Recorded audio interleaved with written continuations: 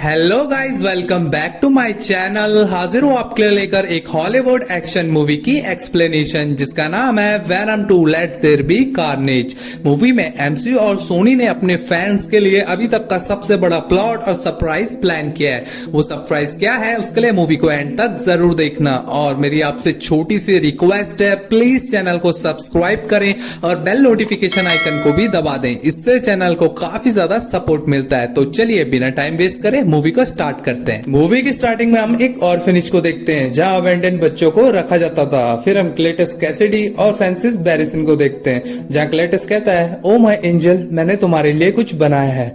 Francis काफी ज्यादा डरी भी होती है। वो कहती है कि मेरी म्यूटेशन दिन प्रतिदिन बढ़ती जा रही है और मैं एक पावरफुल म्यूटेंट बन रही हूँ। तो क्लेटस कहता है, तुम घबराओ मत, सब ठीक हो जाएगा। फ्रांसिस कहती है कि वो मुझे एक्सपेरिमेंट के लिए ले जाएंगे। तो क्लेटस कहता है कि वो ऐसा नहीं कर सकते, तुम मेरी आखिरी और इकलौती होप हो। तो तभी वहां पर कुछ लोग आते हैं और फ्रांसिस को वहां से ले जा रहे होते हैं। तो क्लेटस बहुत ज्यादा गुस्सा हो जाता है और अपना आपा खो देता है। वो जोर जोर से खिड़कियों को पीटने लगता है। तो वो लोग फ्रांसिस को एक वैन में बिठा देते हैं और उसे सीक्रेट लोकेशन पर ले जा रहे होते हैं। तो फ्रांसिस वहां से भागने का सोचती है। वो जोर से चिल्लाती है क्योंकि वो एक म्यूटेंट है और अपने मुंह से सोनिक वेव निकाल सकती है, जिसके कारण वो वैन पलट जाती है, जिससे ऑफिसर के कानों में इंजरी हो जाती है। वो डर के मारे फ्रांसिस पर गोली चला देता है जो कि उसके आंख में लगती है और वो वैन से बाहर गिर जाती है। ऑफिसर को लगता है कि वो मर चुकी है। फिर हम देखते हैं फ्रांसिस को एक सीक्रेट लोकेशन पर लाया जाता है जिसका नाम रेविन क्रॉफ्ट होता है। वहाँ एक डॉक्टर होती है जो कि उस पर बेरहमी से एक्सपेरिमेंट कर रही होती है। तब हम अगले सीन में देखते हैं कि वहाँ एक वार्ड बॉय आता है और फ्रांसिस को एक न्यूज़पेपर देता है जिसमें लिखा होता है कि क्या क्लेटस कैसिडी को मौत की सजा दे देनी चाहिए, क्योंकि एक बहुत बड़ा सीरियल किलर होता है जिसने बहुत सारे मर्डर किए हुए होते हैं, पर कोई ठोस सबूत ना मिलने के कारण उसकी डेथ सेंटेंस रुकी हुई होती है। यहाँ देखने की बात यह होती है कि इस खबर को लिखने वाला और कोई नहीं, एडी ब्रोक होता है। यहाँ डॉक्टर कहती है कि क्लेटस जैसे लोगों को मौत की सजा दे देनी चाहिए। फिर हम देखते हैं कि डिटेक्टिव पैट्रिक मॉलिगन और एडी बात कर रहे होते हैं। तो एडी कहता है कि मुझे यहाँ क्यों बुलाया है, मुझे क्लेटस से कोई मतलब नहीं है। तो डिटेक्टिव कहता है वो सिर्फ तुमसे बात करना चाहता है। तो एडी कहता है सिर्फ मुझसे ही क्यों? तो डिटेक्टिव कहता है कि वो तुम्हें डेड बॉडीज के बारे में बताना चाहता है कि उसने उन्हें कहाँ मारा और कहाँ दफनाया हुआ है। तभी वेनम एडी की बॉडी से बाहर आता है और डिटेक्टिव को ऑलमोस्ट खाने वाला होता है। तो एडी उसे पकड़ के वॉशरूम में आ जाता है जहां वॉशरूम में एक लेडी भी होती है और वो लेडी और बाहर से डिटेक्टिव उनकी बातें सुन रहे होते हैं। तो वेनम कहता है, एडी हम यहाँ क्या कर रहे हैं, हमें बाहर जाके दुनिया की मदद करनी चाहिए, और उसे बुरा भला कहता है और गालियां देता है। तो एडी कहता है कि वेनम तुम्हें मेरी रिस्पेक्ट करनी चाहिए, और वॉशरूम से बाहर आ जाता है और डिटेक्टिव को कहता है कि मैं क्लेटस से मिलने के लिए तैयार हूँ। तब एडी क्लेटस से मिलने के लिए जेल में आता है और उससे पूछता है कि तुम्हें मुझसे क्या चाहिए। तो क्लेटस कहता है कि तुम मेरे फैंस के लिए एक मैसेज प्रिंट करो, बदले में मैं तुम्हें एक एक्सक्लूसिव इंटरव्यू दूंगा और अपने सारे राज बताऊंगा। तो एडी कहता है मैं ही क्यों? क्लेटस कहता है तुम ये मैसेज प्रिंट कर दो, जो कि खासकर फ्रांसिस के लिए होता है। वो कहता है कि बस तुम मेरे इतना काम कर दो, उसके बाद तुम्हें जो इन्फॉर्मेशन चाहिए मैं तुम्हें दे दूंगा। तो एडी वहां से जाने लगता है। तब वह उसका ध्यान दीवार पर बनी कुछ प्रिंटिंग्स पर ले जाता है और वहां से जाने लगता है। तो पीछे से क्लेटस आवाज मारता है कि मुझे भूल मत जाना। तब डिटेक्टिव एडी से पूछता है कि उसने तुम्हें क्या बताया। तो एडी कहता है कि उसने मुझे कुछ नहीं बताया और ऐसी चीजें पता करने में टाइम लगता है। फिर वहां से अपनी बाइक पर बैठता है और वहां से चला जाता है और फिर वो अपने घर पर आता है जहां वो जेल में बनी उन तस्वीरों को डिकोड करने की कोशिश करता है, जहां वेनम भी उसकी मदद करता है और वो बीच की एक लोकेशन निकाल लेते हैं जहां क्लेटस ने उन डेड बॉडीज को छुपा रखा था। फिर उस लोकेशन पर पुलिस वाले जाते हैं जहां उन्हें काफी सारी डेड बॉडीज मिलती है जिनको क्लेटस ने मारकर वहां दफनाया हुआ होता है। तो वहां पर एक रिपोर्टर एडी का इंटरव्यू ले रहा होता है, क्या इस जगह के बारे में तुम्हें कैसिडी ने बताया है, क्योंकि तुम ही हो जो उससे मिलने गया है और वो तुम्हें पसंद भी करता है। ये न्यूज देखकर डिटेक्टिव को एडी पर काफी ज्यादा गुस्सा आता है। वो कहता है कि उसने मुझसे झूठ बोला, इस बारे में उसने उसे नहीं बताया, और सबूत मिल जाने के कारण क्लेटस को मौत की सजा हो जाती है। ये न्यूज हर जगह वायरल हो जाती है और फ्रांसिस को भी पता चल जाता है, जिससे कि फ्रांसिस काफी ज्यादा दुखी होती है। क्लेटस कहता है एडी तुमने मुझे धोखा दिया है, इसके लिए सिर्फ तुम ही जिम्मेदार हो। इस न्यूज के वायरल होने से एडी रातों रात फेमस हो जाता है, जहां वेनम कहता है कि हम बाहर जाकर बुरे लोगों का खात्मा करते हैं और मैं मुर्गियां खा खाकर बोर हो चुका हूँ, मैं इंसानों को खाने के लिए तरस रहा हूँ। एडी कहता है पहले ही हम क्लेटस के केस में उलझे हुए हैं, अभी किसी शख्स की मौत हो गई और वो गायब हो गया तो FBI का शक हम पर जाएगा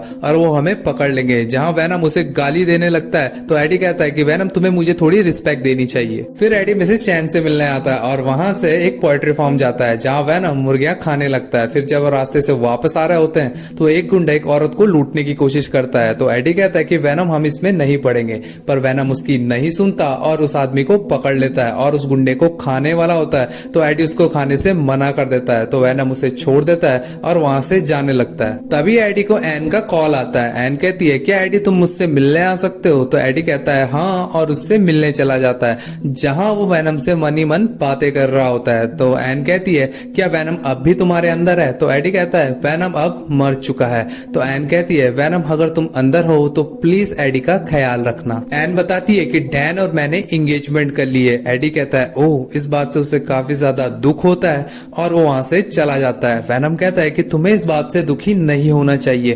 तो एडी कहता है रहने दो वेनम, तुम ये सब नहीं समझोगे। फिर अगले दिन वेनम एडी के लिए नाश्ता पकाता है और उसे नाश्ता करने के लिए बोलता है और उसे एक लेटर बॉक्स से एक लेटर निकाल के देता है जो किसी और का नहीं, क्लेटस का ही लेटर होता है। उसमें लिखा होता है कि एडी तुम्हारी वजह से मुझे मौत की सजा हुई है। वो बताता है कि अगर वो पैदा ही नहीं हुआ होता तो उसकी ग्रैंड मदर को सीढ़ियों से धक्का कौन देता और उसकी मॉम के बाथटब में हेयर ड्रायर कौन डालता। इन सब के बाद मेरे डैड ने मुझे एक ऑर्फनेज में डाल दिया जहाँ के बच्चे मुझे रोज मारते थे। फिर मेरी मुलाकात एक लड़की से हुई जिसका नाम था फ्रांसिस। वो एक म्यूटेंट थी। हम दोनों की दोस्ती हो गई और मन ही मन हम एक दूसरे को पसंद करने लगे। इन सब के बाद क्लेटस आखिरी बार एडी को मिलने के लिए बुलाता है। तो ये सब पढ़कर एडी उससे मिलने के लिए मान जाता है। फिर हम देखते हैं कि एडी क्लेटस से मिलने के लिए जेल में आता है जहाँ क्लेटस कहता है कि मैं हमेशा परिवार के लिए तरसा। एडी कहता है अपनी ग्रैंड मदर और अपनी मॉम को मारकर परिवार के लिए प्यार जताना कुछ अलग है। क्लेटस कहता है कि मेरी मौत के जिम्मेदार सिर्फ तुम हो और तुम इंसानियत के नाम पर एक धब्बा हो, और उसे काफी बुरा भला कहता है। तो वेनम को गुस्सा आता है और क्लेटस को पकड़ता है और यहाँ वहाँ पटकने लग जाता है। तो क्लेटस उसका हाथ पकड़ लेता है और एडी का हाथ काट लेता है। तभी वहाँ पर एक गार्ड आ जाता है और उन दोनों को छुड़ा लेता है। तो एडी वहाँ से जाने लगता है। तो क्लेटस कहता है कि मैंने पहले भी खून टेस्ट किया है पर तुम्हारा खून अलग है। और जैसे ही एडी का खून टेस्ट करता है तो एडी का सिम्बोइड उसके अंदर चला जाता है जिससे कि कार्नेज का जन्म होता है। फिर एडी अपने घर पर आ जाता है। वो वेनम से कहता है कि तुम्हें खुद पर कंट्रोल नहीं है। आज तुमने कैसिडी को मार दिया होता और किसी ने हमें देख लिया होता तो बहुत बड़ी मुसीबत हो जाती। एडी कहता है कि जब से तुम मेरी लाइफ में आए हो तब से मेरे दिमाग की शांति कहीं खो गई है। वेनम कहता है मुझसे मिलने से पहले तुम एक लूजर थे। मैंने तुम्हारी हेल्प की और क्लेटस के केस में तुम्हारी सीक्रेट लोकेशन का पता लगाया जिससे कि वहाँ डेड बॉडी मिली और तुम फेमस हो गए। वेनम कमरे की तोड़फोड़ करने लग जाता है। तो एडी उसे वहां से दफा हो जाने को कहता है। तो गुस्से में वेनम वहां से चला जाता है और उसकी बाइक को तोड़ देता है और बॉडीज चेंज करके वहां से जाने लगता है। दूसरे सीन में हम क्लेटस को देखते हैं जिसको डेथ सेंटेंस दिया गया था और उसको इंजेक्शन देकर मारने वाले थे। जहाँ उसे कुछ लोग देखने आए हुए होते हैं। वो उसे इंजेक्शन दे रहे होते हैं जो कि उसकी बॉडी में इंजेक्ट ही नहीं हो रहे होते। तभी उसकी बॉडी से कार्नेज बाहर आता है जो कि काफी खतरनाक और पावरफुल लगता है। वो वहाँ के सारे गार्ड्स को मार देता है और जेल के सारे कैदियों को छुड़ाकर वहाँ से चला जाता है। फिर हम एडी को देखते हैं जो कि अपने घर को साफ और रिपेयर कर रहा होता है। दूसरी तरफ वेनम एक बॉडी को पकड़ लेता है और एक टावर पर बैठकर उदास होता है। तब हम एडी को देखते हैं जो कि अपने घर में शांति से टीवी देख रहा होता है। न्यूज से उसे पता लगता है कि क्लेटस जेल से भाग चुका है। तभी वहाँ पर डिटेक्टिव आता है और इन सब चीजों के लिए एडी को जिम्मेदार ठहराता है। डिटेक्टिव कहता है कि तुम ही हो जो क्लेटस से मिला है और आखिरी बार तुमने ही उससे बात की थी। तो एडी कहता है इन सब बारे में मुझे कुछ नहीं पता। तो डिटेक्टिव वहाँ से चला जाता है। एडी फिर से प्रूफ को देखता है और क्लेटस को ढूंढने की कोशिश करता है। फिर हम वेनम को देखते हैं जो कि बॉडीज बदल रहा होता है। फिर एक लड़की की बॉडी पकड़ लेता है और एक पार्टी में चला जाता है जहाँ सब लोग कॉस्ट्यूम पहने हुए होते हैं। सब लोग उसे कॉस्ट्यूम समझते हैं और उसकी तारीफ करते हैं कि नाइस कॉस्ट्यूम। दूसरी तरफ क्लेटस एक कार चुरा कर भाग रहा होता है जहाँ कार्नेज उसे कहता है कि इस दुनिया में सिर्फ एक ही सिम्बॉइड है, वो है वेनम। अगर हम उसे मार देते हैं तो इस दुनिया पर वो दोनों राज कर सकते हैं। तो क्लेटस कहता है कि उससे पहले मुझे अपनी पार्टनर को छुड़ाना है जिसका नाम फ्रांसिस है। तो कार्नेज मान जाता है और उन दोनों के बीच एक डील हो जाती है। फिर हम वेनम को देखते हैं जो कि उस कंपटीशन को जीत जाता है और एक स्पीच देता है। वो कहता है कि वो एडी के बिना भी बहुत कुछ है, जहाँ सब लोग काफी एक्साइटेड होते हैं पर मन ही मन वेनम एडी को मिस कर रहा होता है। फिर एडी उसी ऑर्फनेज में जाता है जहाँ क्लेटस रहता था। वो क्लेटस के रूम में जाता है जहाँ एक हार्ट बना हुआ होता है जिसमें सी CK+FB लिखा हुआ होता है। एडी डिटेक्टिव को कॉल करता है कि ये FB कौन है, तो डिटेक्टिव उसे बताता है कि वो फ्रांसिस बैरिसन है। उसे ये भी बताता है कि हम उसे एक बार एक सीक्रेट लोकेशन पर ले जा रहे थे जहां उसने मुझ पर अटैक किया और मैंने उसे गोली मार दी और वो मर गई। जहां डिटेक्टिव को ये लगता है कि फ्रांसिस बैरिसन अब मर चुकी है, पर वो असलियत में जिंदा थी। फिर हम क्लेटस को देखते हैं जो कि एक शॉप पर आता है और वहां के ऑनर को मार देता है और उसका लैपटॉप यूज करके रेवेनक्रॉफ्ट सीक्रेट लोकेशन का पता लगाता है और वहां चला जाता है। क्लेटस सीक्रेट लोकेशन पर आता है और वहां एक डॉक्टर को मार देता है। फिर वो फ्रांसिस के रूम में जाता है जहां वो फ्रांसिस से कार्नेज को मिलाता है। फ्रांसिस कार्नेज से मिलकर काफी खुश होती है। कार्नेज पूरे शीशे को जकड़ लेता है और उसे तोड़ देता है, जहां क्लेटस कहता है ओ माय एंजल और फ्रांसिस को किस कर लेता है। फिर वो दोनों वहां से कार में भागने लगते हैं जहां उनके पीछे पुलिस पड़ जाती है, तो कार्नेज सारे पुलिस वालों को मार देता है। तभी वहां पर एक हेलीकॉप्टर आता है और उन पर गोलियां चलाने लगता है, तो फ्रांसिस अपनी सोनिक वेव को यूज करती है और जोर से चिल्लाती है जिससे कि कार्नेज को काफी हर्ट होता है। तो क्लेटस कहता है तुम उसे मार दोगी, तो कार्नेज कहता है ये आवाज मैं दोबारा नहीं सुनना चाहता। फिर वो वहां से चले जाते हैं। फिर हम वैनम को देखते हैं जो कि एक आदमी की बॉडी में मिसेस चैन के पास आता है और उनसे खाना और चॉकलेट मांगता है क्योंकि वो बहुत टाइम से भूखा था और एडी को छोड़ने के बाद वो काफी वीक पड़ गया था। फिर हम देखते हैं कि एडी को कस्टडी में लिया जाता है। डिटेक्टिव उससे पूछता है कि एडी, लोगों ने एक अजीब सा मॉन्स्टर देखा है और तुम्हारे घर के आसपास मुझे डेड बॉडीज भी मिली है, मुझे सब कुछ सच सच बताओ कि ये सब क्या हो रहा है। एडी कहता है कि मैं एक फोन कॉल किए बिना तुम्हें कुछ नहीं बताऊंगा। फिर वो एन को कॉल करता है और उसकी मदद करने के लिए कहता है, तो एन डैन की कार में बैठकर एडी से मिलने आती है। एडी उसे बताता है कि ये सब जो कुछ भी हो रहा है वो क्लेटस कैसिडी की वजह से हो रहा है जिसके अंदर एक सिम्बायोट है और वो और वैनम अब साथ नहीं है, तुम प्लीज वैनम को ढूंढो और मेरी मदद करो। तब एन मिसेस चैन से मिलने आती है और उनसे वैनम के बारे में पूछती है। जहां वैनम उनकी ही बॉडी में होता है तो एन वैनम से एडी की मदद करने के लिए कहती है। वैनम एडी की मदद करने से मना कर देता है, तो एन वैनम की तारीफ करती है कि तुमसे बेहतर कोई नहीं है, तो वैनम एडी की मदद करने के लिए तैयार हो जाता है। तब हम क्लेटस और फ्रांसिस को देखते हैं जो कि हर जगह तबाही फैला रहे होते हैं। क्लेटस कहता है कि उसका अगला शिकार अब एडी है, वहीं कार्नेज कहता है कि उसका अगला शिकार अब वैनम है। फिर हम एन को देखते हैं जो कि एडी से मिलने आई हुई होती है जिसकी बॉडी में वैनम भी होता है। फिर वैनम एडी की बॉडी में चला जाता है, फिर वो वहां से कस्टडी तोड़कर वहां से भाग जाते हैं। फिर वो वहां से बाहर आते हैं। वैनम एडी से माफी मांगने को कहता है जहां एडी भी वैनम से माफी मांगता है। फिर हम डिटेक्टिव मॉलिगन को देखते हैं जो कि अपने कार में जा रहे होते हैं। तभी रास्ते में उन्हें क्लेटस दिखता है, कार रोक कर उस पर गोलियां चलाते हैं। तभी कार्नेज बाहर आता है और डिटेक्टिव को पकड़ लेता है। फिर हम फ्रांसिस को देखते हैं जो कि एन के घर पर आती है और वहां उसे एंगेजमेंट वाली रिंग दिखती है जिसको वो ले लेती है। फिर उसे एन की एक तस्वीर दिखती है, वहां पर एन आती है और फ्रांसिस उसे किडनैप कर लेती है और डैन को एक लेटर देती है और कहती है कि एडी को हमारी शादी में आने के लिए जरूर कहना।